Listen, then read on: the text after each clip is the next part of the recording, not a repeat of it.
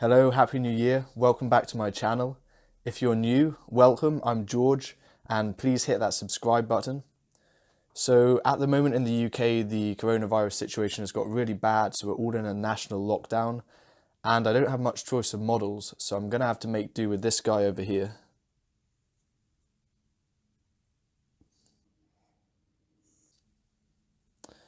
So yep, I'm going to be painting a self-portrait, but this time I'm also going to let you in on one of the painting secrets that I find really helpful, and that is that the painting is done on the palette. So what that means is that all those color mixes, your decisions you have about color and value, you can make those on the palette. You can mix all the flesh tones, you can make the mistakes and the corrections on the palette without having to put it down on the surface of the painting and then scrape it off or, make a mess, pretty much. You can make all those decisions on the palette and then put it down in the right place. So this time I'm going to film my palette, which I think will be really useful because you get to see all the colors that I use and how I put those colors together to get the results that I'm going to put onto this painting. So anyway, let's get into the painting. Here I'm applying raw umber to the canvas using a palette knife, and in the process making a piece of abstract modern art.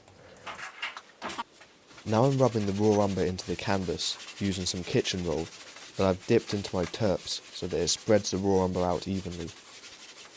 And I'm making sure that the whole canvas is covered by this tone, but I'm not fussing about it being completely even, as I do like how the tissue leaves these dynamic marks, and I intend to have some of this showing through in the finished painting. Here I'm sketching the proportions of the head, still using raw umber, and I start by marking the top and bottom of the head, and then I draw a centre line which runs through the middle of the face. I then draw the outer contour of the head and neck, and from here then I place the brow line, the line that the eyes are going to be on, and the bottom of the nose. And whilst I'm doing this, I'm checking how these proportions relate to each other. For example, you can normally divide the head vertically from the hairline to the bottom of the chin into thirds, so the top third being the bottom of the hairline to the brow, then from the brow to the bottom of the nose, and the bottom of the nose to the bottom of the chin. So these will vary slightly on different faces. Also, because I have a beard, the bottom third from the bottom of the nose to the bottom of the chin is going to be quite a bit longer. Now this is where my raw umber imprimatura really comes into play. Because the imprimatura is wet, I can do what's known as a wipeout, using tissue to bring out the light areas of the face, and this instantly gives me quite an accurate visual impression of the portrait. I'm basically mass drawing, and I can get the light shape and the shadow shapes quite clearly and very quickly just by removing some of the wet imprimatura. And the closer that you can get visually to what you're looking at, the easier it is to see certain mistakes and how similar the shapes are. So on my palette I've got titanium white, Naples yellow, a bit of cadmium yellow light which is sort of dried up. Next to that I have lake yellow. Then my red is labelled as bright red, but the pigment is actually pyrrole red, the pigment number being PR254. And I've used it to replace cadmium because it's a lot less toxic and also a lot less pricey. Then next to this I have raw umber, then Alizarin Crimson. Next to that I have Phthalo Green, which is a really powerful green, quite a dark green. Next to that I have some Manganese blue, which is mostly dried up. I'm not really going to use this at all with this portrait, that was just there because I've been plein air painting. Next to that I have Ultramarine blue. And underneath this I have a bit of ivory black, which is actually kind of dried up. And I'm not going to be using any ivory black in this portrait because I can make a really deep dark just by using the Alizarin Crimson and Phthalo Green. So here's why I wanted to show you the palette, because it allows you to see how I mix the colours and how I make the flesh tones.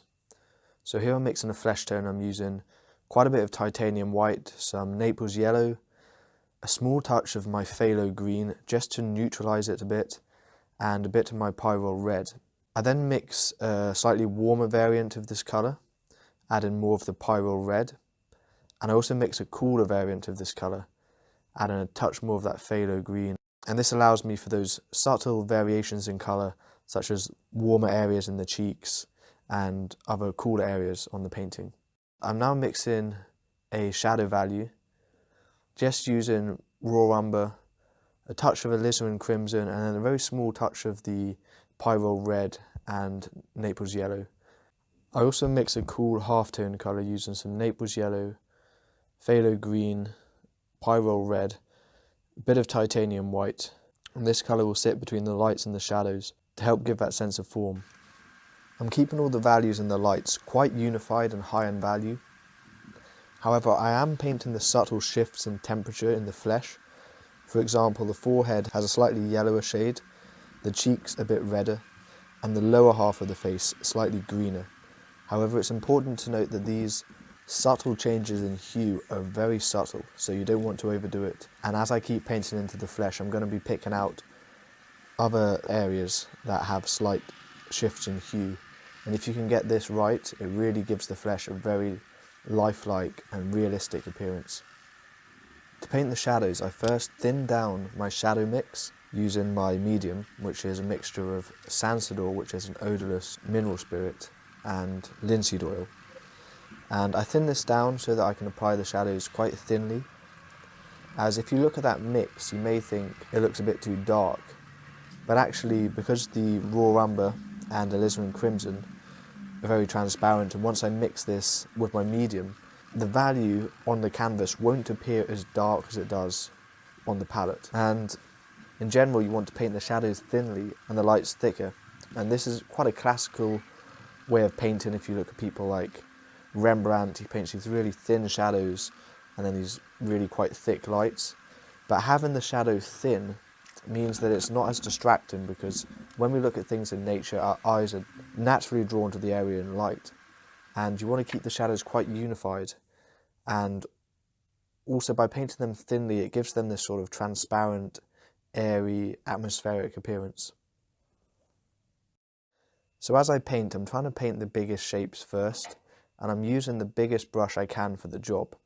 So I'm not trying to get into any small details yet, because I'm trying to make a good foundation to then paint those small details on top of, because it is the big shapes that are going to give me that likeness and give the portrait a solid appearance.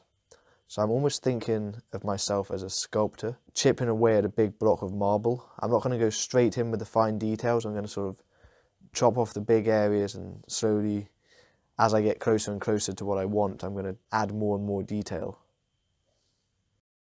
Also, as I paint, I'm trying to keep the edges of the transitional tones quite soft. If you look at the portrait as a whole, most areas are going to be quite soft, and if you paint everything sharp, it's going to be very distracting. Also, by painting soft edges, it makes the portrait a lot more realistic. Also, it's easier to paint soft edges whilst the paint is wet, and you have that mix there and ready. It can be quite hard if you leave a lot of sharp edges to then go back and try and soften them after the paint is dry. So one thing to note when I paint the nose and the features in general is there's often a tendency to try and outline everything, because people have an idea of what an eye looks like, what a nose looks like, what lips look like. What I'm trying to draw is I'm just trying to draw the visual impression, and especially if I squint, lots of those outlines don't really exist. For example, there's a tendency, especially in beginner painters or people who are quite new to drawing and painting from life, to draw shadows on each side of the nose to kind of bring out the contour of the nose, and similar with the eye, to draw sort of a line around the entire eye. But if you look what I'm doing, I'm leaving the side of the nose in light as the same value as the cheek, pretty much. And what I'm going to do to pick out this contour is I'm just going to add a highlight onto the bridge of the nose, and that will instantly make it look very realistic. If I was just to try and draw an outline around the whole nose or around the mouth or lips, it would look very drawn and 2D, and it just wouldn't look real. So that's one thing to try and do, is to try and draw the visual impression of what you see, rather than trying to draw a nose or an eye the way you think that it should be drawn. One thing I tend to do when painting a portrait is I delay painting in the eyebrows. This is because I like to paint that structure under the eye of the eye socket first, so I can get a really nice sense of form, and then I can just paint the eyebrow on top of this. If I was to paint the eyebrow first, it would be quite hard to paint sort of through that eye socket and get that good sense of form without it getting broken up by the eyebrow. So by painting the eyebrow on top is kind of how things are in real life. You've got that structure of the eye, then on top of that sits the eyebrow. And once I can get the likeness just through the sort of shape of the face, then when I paint the eyebrow on, then the likeness goes up so much, whereas sometimes you can get an okay visual likeness sort of with the eyebrows and with certain features, but if the shape of the head and the structure of the face isn't quite right, then the portrait won't be as accurate as it could be. So from here on in, I'm not going to be showing the palette anymore alongside the painting, just because I've made all the main mixes that I'm going to use using the palette knife. And from here I'm basically just brush mixing with the existing mixes that I've already made. I hope you found seeing the palette useful, and if you did, please comment below in the video and I'll try and fill my palette more often. When I'm painting the lips, I'm using a mixture of my Pyrrole Red with Alizarin Crimson and some Titanium White. I've also added a touch of my Ultramarine Blue just to stop the lips from being too red. Also the occlusion shadow in the middle of the lips, that sort of dark accent. I'm just using pure Alizarin Crimson for this because Alizarin Crimson is very chromatic and bright, but it's also quite dark. Here I'm painting the highlights onto the face. Highlights are great as they really add to the sense of form and three-dimensionality. Also notice how the highlights are a bit colder than the other flesh tones.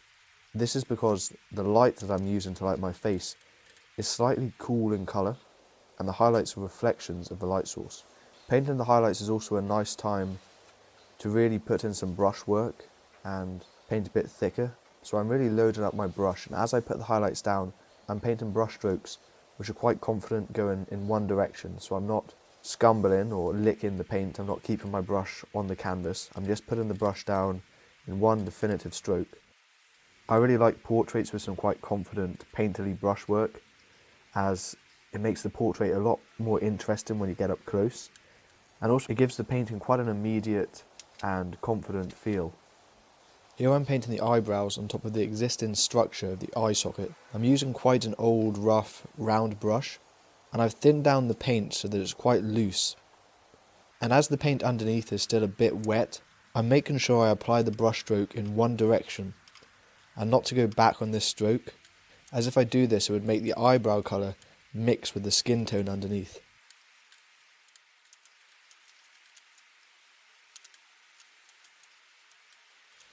So this is always one of my favourite bits of the painting, when I get to add those small specular highlights to the pupils, as this gives the eyes a really nice shine, and painting highlights is something I really enjoy. So when I paint the light on the cheek which is in shadow, the mix that I'm using is quite a bit darker than the mix I used for the cheek in light. This is because when I look at myself in the mirror, it might look just as bright and light as the cheek which is closest to the light.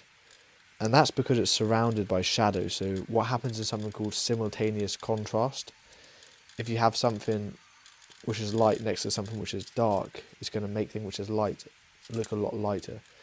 But I'm trying to think of my head as a spherical object, and as that cheek is further from the light source, it's going to be getting a bit less light.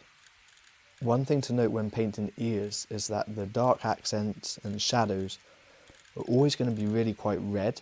So for the mix in the shadows, I'm using quite a bit of Pyrrole Red, some of my Alizarin and some of my raw umber, and also a touch of my Naples yellow.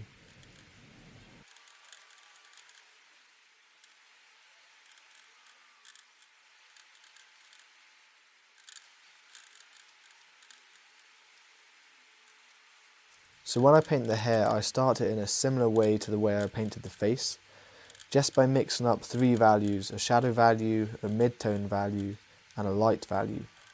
And I try and simplify the hair into just some quite simple shapes. And I squint down as I look at it. And then once I've got these three values in place and the shapes of the shadows in the hair, I'm then going in with a highlight value and picking out some of the texture in the hair. I find this way is a nice way to get a really good impression of the hair without having to paint all the little strands. A lot of beginner painters try and do this, and normally there's no unity in the hair and it looks quite broken up and just doesn't look that realistic actually. So sometimes less detail can actually make something look more realistic. So although I want some of the background imprimatura showing, I don't want it to appear like I'm a floating head, as that would look a bit creepy. So I'm painting the collar of my shirt and the outline of my shoulders and some of my jumper.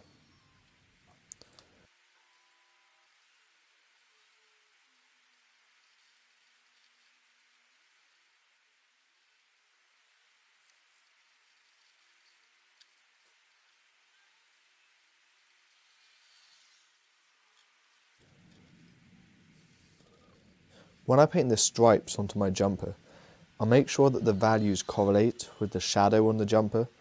So I have a dark mix of the red for the areas in shadow and a lighter mix for the areas in light. This helps add to the sense of form and prevents the lines from looking flat and painted on.